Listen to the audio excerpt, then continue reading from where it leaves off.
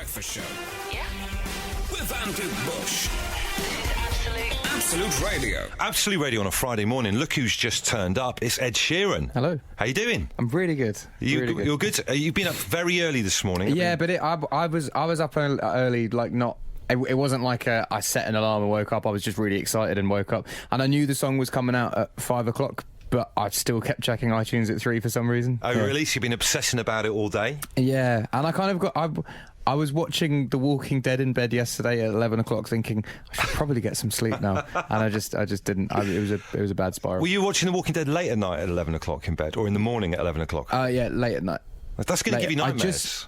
I've just started it. It's the only show I haven't seen that everyone goes on about. Yeah. And it was a bit slow to begin with, but it's got there now. Do you get night terrors, Ed? I get terrible night terrors. You know what? I did a bungee jump in New Zealand. I'm scared of heights, and I had night terrors of that for about 3 months, just waking up like. Did it cure your fear of heights? No, it made it even worse. Worse. The only thing that would be worse than doing a bungee jump is doing a bungee jump to get your fear of heights sorted out, and it doesn't sort your fear of heights out. That's exactly what happened, and it was horrible. Oh man, I'm going to have night terrors on your behalf just because of the jump. Now, just about 2 minutes ago, because you've been up for so long, you've just ordered a meal, a little breakfast. Yeah. Now, I was thinking maybe you might go for something kind of, I don't know, small or quite, healthy, or a bit of salmon, that kind of thing. But I think... Do I look like the type of man that enjoys salmon? Well, do I look like the type of man who enjoys salmon? I mean, I do, but I do not look like the type of man that... Not a salmon guy in the morning, but you've just do you know what? A bit of salmon and avocado. I'll have that, but like I'm all about a fry up today. Good, you've absolutely maxed it out on the fry. What have you ordered? Just let's have a little list of your order. Bayons, got some bayons there. Some scrambled egg. Hash browns? No. I should have done that. And you've just told us you've just fallen out of love with bacon, Ed. Yeah, I don't know. I just woke up one day and I was like, I don't really like this anymore. Could it be connected to The Walking Dead? No, it was way before that. It was living in America and just eating, like, all they eat over there is turkey bacon, and it's just ruined bacon for me. Turkey bacon is a bit wrong, isn't it? What is turkey bacon? I don't even know what that would look like. Why would you create that? Why is that a thing? What is going on there? Well, listen, let's cut straight to the chase. You've been away for 2016 and now you are back. It all kind of starts for you today. You've got 2 songs out today. Yes. Why 2? The album is called Divide, and it's a very schizophrenic album in terms of sounds of songs. So I didn't want to release a single and have everyone... Like, if I released Castle on the Hill, everyone would be like, oh, he's made a record that sounds like Bruce Springsteen. Or if I released Shape of You, it'd be like, oh, this is going to sound like Rihanna. So I thought I'd do 2 at once. Also, nowadays you have to reinvent the wheel whenever you release music, because since I've been gone, Spotify is like... huge now. Apple Music is streaming is just huge. Playlists are huge, and you can't really just put a single on pre-order and do it like that anymore. You have to have a gimmick, and Beyonce dropped a whole album with all the videos. Drake makes it just for Apple. You just have to have a gimmick with it. So for me, the gimmick is trying to get every radio station in the world to play 2 songs, which we're getting there. Yeah, good man. Well, your gimmick is a fry-up and a road trip so far today, Ed. Well, listen, we're going to kick things off straight away. Tell us a little bit about this song. This is Castle on the Hill. This is a kind of love song dedicated to my home county. I wrote, it's just about my friends, my hometown, what I got up to when I was young, when I was a teenager. Now, we're just a very different group of people who have absolutely nothing in common other than our hometown, and we're still really close. Ed Sheeran live on Absolute Radio. This is Castle on the Hill.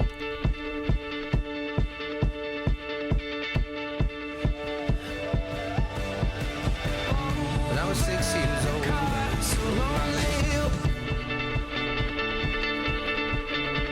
Love it. Brand new music from Ed Sheeran here on Absolute Radio. Friday morning, 9:41, and the man himself is here with us right now. Cracking start, Ed. We're just talking about whether you panic about the release of new stuff, but you're supremely confident about this, which is a good thing. I mean, I was panicking. I was meant to release it in September, and the album just really wasn't that good. So I was panicking then, but I really threw myself into writing and recording, and it's in a really good place now. Oh, good man. So what do you mean? Did you go and chuck away a load of songs? Are there going to be some lost Ed Sheeran songs? Seven songs that were definitely on the album are now no longer on the album. And what do you do with them? Because they got that Beatles song that they hadn't released, and you always kind of feel a bit bad about them because they're like, well, they didn't release that for a reason. What do you do with a song to get rid of a song to make sure no one ever gets it again? They're just in song jail, man. They're like, jail. I have a little playlist on my iTunes, and that's song jail. And when you go in there, You rarely come out. I mean, sometimes. Sounds really sometimes bad. you come out like. Yeah, like the Little Things song that I wrote for One Direction. That was a song that was in song jail for about 6 years. But then like the night of, its case came up and it got set free or something like that. No, someone just texted me and said, "Oh, do you remember that tune?" And I was like, "Oh yeah." And then I gave it to him, and then it ended up being number one, which is quite fun. Well, listen, Ed, following you on Twitter recently has been a little bit like being in the TV show Sherlock. With you've gone off grid, you've not heard from you for a bit, and then suddenly out of the blue you start leaving cryptic messages. Yeah, not cryptic to me though. I was like, I'd post them and I'd be like, why is everyone so confused with this? But yeah, I guess it was quite cryptic. It was like code though, because it was when I was 6 years old, I broke my leg, and the club isn't the best place to find a lover. It's not. And not. With Can't have a conversation in there. Just going based on looks, and I don't do very well. So was it you that came up with the whole thing about releasing these kind of cryptic messages and stuff? Was that your idea? No, I'm not going to take credit for that.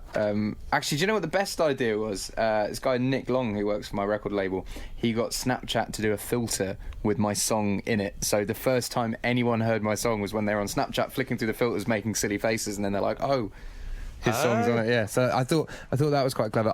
I'm not very good at marketing strategies. I'm just like, I will make the songs. I think this song should be first single. Okay, you don't think that should be first single? Well, let's release 2 singles then. Like, that's about as marketing as I get. But I think you're a man, I don't want to psychoanalyse you, Ed, but I think you're a man that's into codes and stuff like that a little bit, in terms of like each of your tattoos mean a thing, or the mathematical titles of your I'm albums. not going to be the smartest man that you've met. Like, I literally, like, I really enjoy playing music and writing music. So in terms of like dropping hints and stuff, that was someone at the record label who was like, "Oh, do you know what? You could drop a lyric video this day and a lyric video." If it was up to me, I'd have put the songs out when I wrote them. Yeah.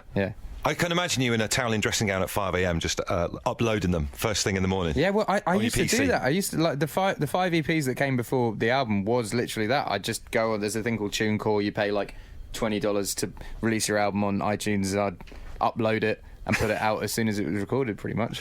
I love that. Simpler times. Simpler times, yeah. And speaking of simpler times, let's go back to December 2015. You decided to take what I would call, say, a spotlight sabbatical. Tell us why you made that decision to kind of like go off grid for a little bit. It had been 5 years on the roads, and a lot had happened in 5 years, and I felt like I'd had a decent amount of success to warrant going away for a bit. But also, like, I hadn't really lived at all. Like, I'd done a lot of cool things, but as me as a human being versus me as an artist had achieved so much. Me as a human being had nothing to show for it. I was just kind of like, all right, well, what have I got to show for it other than like, oh, I played this venue, I played that. So I just wanted to travel. All of my friends went on gap years. I never did, and I was like, right, I'm gonna go to Australia and sit on a beach and swim. Just go and do tourist stuff, like normal tourist stuff. Like real tourist stuff. Like I saw the Opera House for the first time. I spent some time in Japan. Went to Ghana. Pretty fun. Yeah.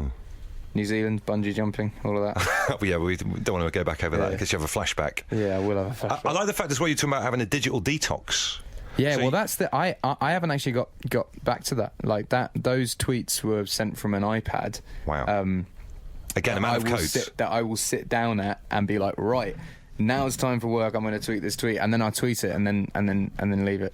See, that's what I want to do. It's so bizarre that I read this about you. Get rid of your phone, then, man. I was thinking that I was going to do that. Get a little flip phone. This is what you do. And anyone listening, this is the best advice I could give you. You get an iPad, right, with emails on it. And you tell everyone, I'm moving off my phone. I'm going to emails. But you have a phone for emergencies. So if you get stuck anywhere, or your mum has a number, or whatever, so people just email you, and people don't get offended if you don't reply to an email. But if you don't reply to like a WhatsApp message and they see you've read it or something, they'll be like, what have I done wrong? And you're like, nothing, I was just like driving at the time, or like that's the pressure, the pressure of modern society. Like, seriously, if you don't reply to someone's text in 15 minutes, it's like you brutally offended them. But if you have an email, yes, and so if I sent you an email and a month later you replied, I'd be like, that's normal, it's an email. Like, I don't see what the problem is with that. And I'm not a big replier. I hate sitting down and doing a bunch of emails. So if in a month's time I'll be like, right, I got some time, and I'll do emails. So that's where I'm at with it. I'm going to buy myself one of those old Nokia phones you can only play Snake on. Yes, have you got one of those? Yes, and it has Snake on it. Yes.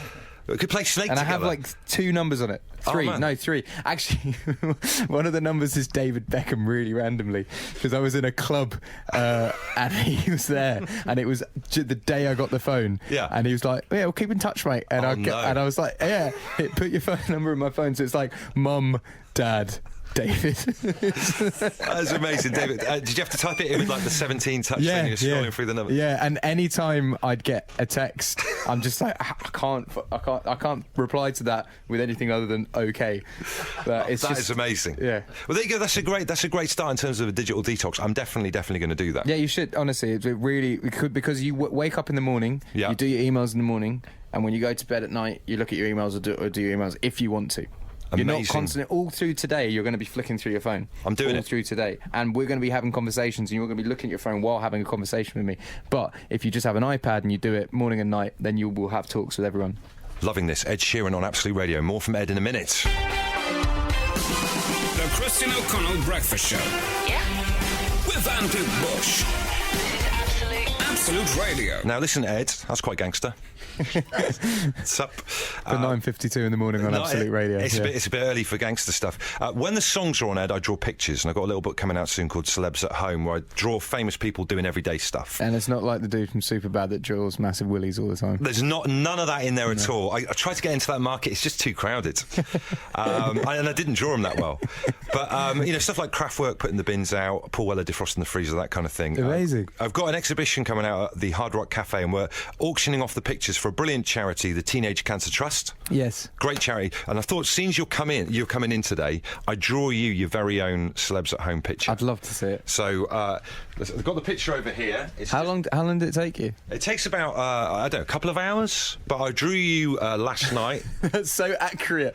And that is you. Accurate? Accurate? That's another gangster word off What's of Ed. It's a picture of you building your own Lego house. That's really accurate. Accurate. Would you be up for signing that, and then we can auction it for course, the Teenage yeah. Cancer Trust? I really like that. Thanks, man. I appreciate it. But I just bought they do the Simpsons house in Lego, and I just bought that and did that. So that's literally what I do at home. Is it? Yep. Making stuff. So you are spot on. But does Paul Weller take out the bins? That's a bit personal. Yeah. I know he does a bit of defrosting. Jesus. What was I going to say as well? I had to, on the computer, adjust your gingerness. And do you think I've got it quite right? There's like a fader of different I levels don't know. of ginger. I went a bit blonde in the summer. Yeah, I think you are looking quite blonde. It's kind of annoying because you spend a whole childhood being ridiculed for being ginger, and then when you get older, your hair starts to get more blondy. Like, why? Yeah, what's going on? I've What is gone going through on? it. Now, Ed, not many people can claim to have had their cheek cut by a ceremonial sword swung by a princess. Well, that's not necessarily true, but you can say what you like. It did get cut by a sword. Cut by a sword. Cut by a sword, yeah. And we were just talking on the show today a little bit earlier on, because you were coming in, about people who've been injured by mates. Get injured by a friend or get injured by somebody else. Yeah. And Absolute Radio listeners have been texting in some of their injuries along the lines of this kind of thing.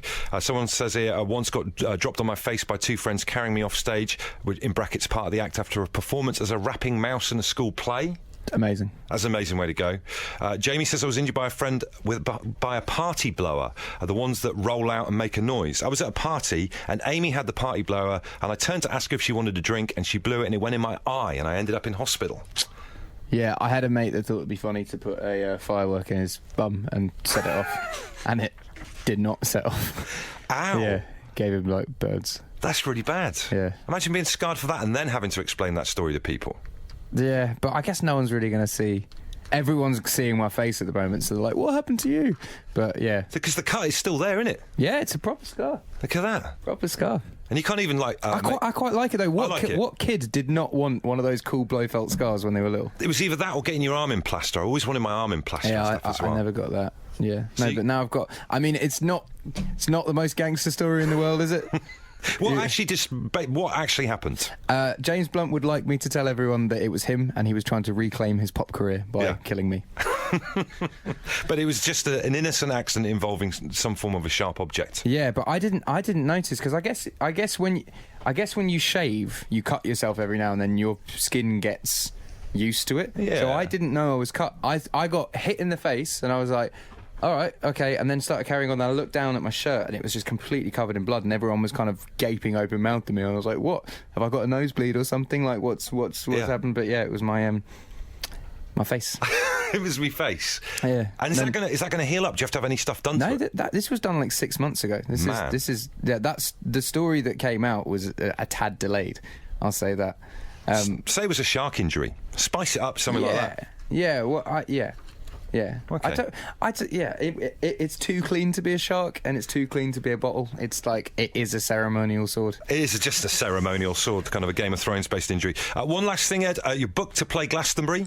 I can't. I don't know where this has come from. I don't know. I thought it was an actual truth. No, I don't know where this has come from. It's I would love to headline Glastonbury. That would definitely be something that I'd like to do, but no one's contacted me about it. But you do have a Nokia 3210. Holler at your boy if you'd like him to be there, because I would. I'd love to headline it, but yeah, I don't know where it's come from. Well, listen, the 2 new songs are absolutely amazing. The album is going to be great, and it's brilliant to have you back. Thank you, Ed Sheeran. Thanks for coming into Absolute Radio. Nice one.